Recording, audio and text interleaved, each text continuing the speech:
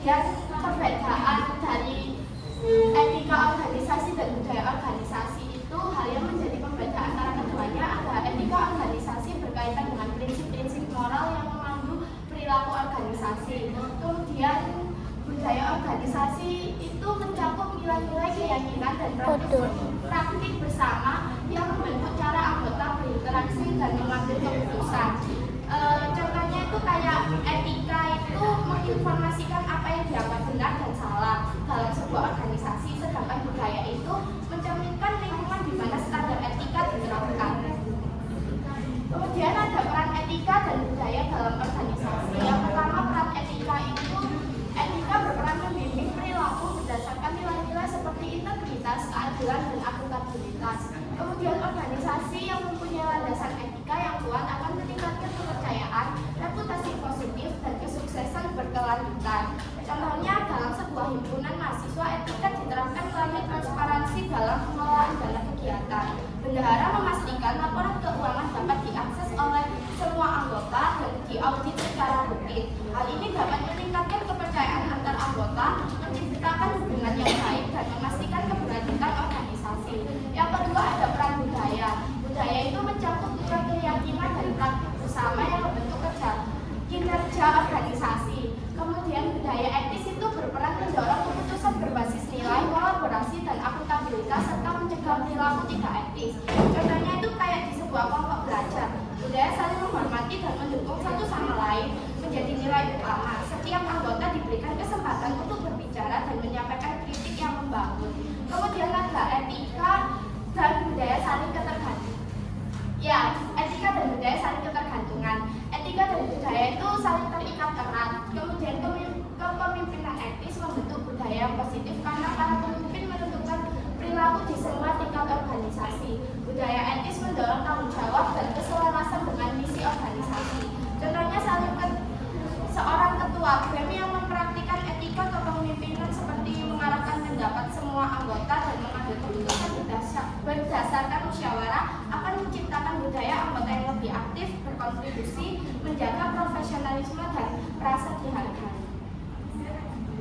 Selanjutnya ada faktor yang mempengaruhi etika budaya organisasi. Yang pertama itu kepemimpinan. Jadi faktor kepemimpinan itu penting dalam proses membentuk dan mempengaruhi budaya organisasi karena sifat pemimpin yang mengarahkan, memutuskan, dan menetapkan arah dan tujuan organisasi. Yang kedua ada motivasi. Hal yang memotivasi karyawan dalam bekerja seperti untuk mendapatkan uang atau apresiasi terhadap kerja keras karyawan atau perhatian terhadap lingkungan kerja. Yang ketiga ada nilai yang dianut. Jadi nilai-nilai yang dianut tiap individu dalam suatu organisasi akan mempengaruhi etika dan budaya organisasi secara keseluruhan. Misalkan nilai akan waktu, efisiensi, diri, tindakan, dan bekerja. Selanjutnya yaitu jenis-jenis etika dan budaya organisasi. Menurut Kementerian 2018, jenis etika itu terdapat 4, yaitu yang pertama etika bisnis. Nah, etika bisnis ini menjadi hal penting terutama dalam konteks negara-negara pasca komunis di mana budaya bisnis masih berkembang. Dalam praktiknya, sebagian besar perilaku bisnis dari negara-negara bekas komunis umumnya kurang memiliki kebudayaan. Nah, etika bisnis dikaitkan dengan perilaku perusahaan terhadap pelanggan, mitra bisnis, dan lingkungan. Kemudian yang kedua yaitu ada kode etik. Kode etik merupakan dokumen tertulis yang mengacu pada nilai, norma, dan perilaku yang dikonotasikan secara hukum. Akan tetapi, hal ini bukan berarti bahwa kode etik secara eksklusif mengharuskan kepatuhan terhadap hukum. Nah, kode etik berfungsi sebagai alat untuk menyelesaikan konflik antara karyawan, manajer, dan juga mitra bisnis. Yang ketiga yaitu etika komunikasi.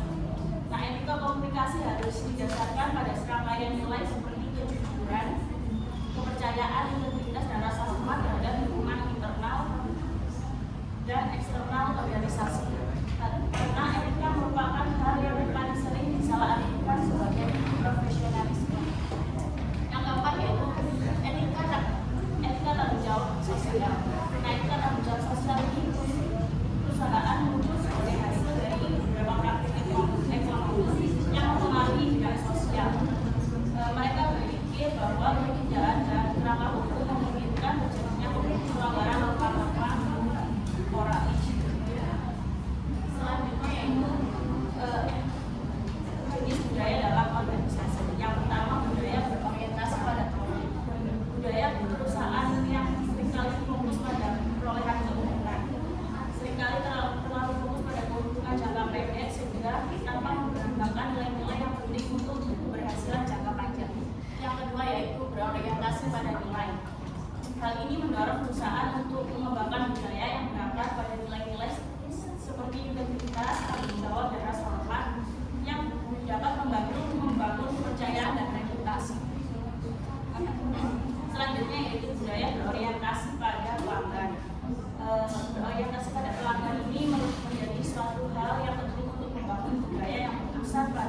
pelanggan dengan fokus pada kualitas produk dan layanan.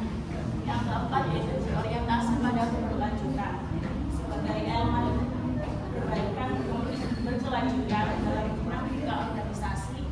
Fokusnya yaitu pada praktik bisnis yang ramah lingkungan dan bertanggung jawab serta sosial. Yang terakhir yaitu metode membangun etika dan budaya di organisasi.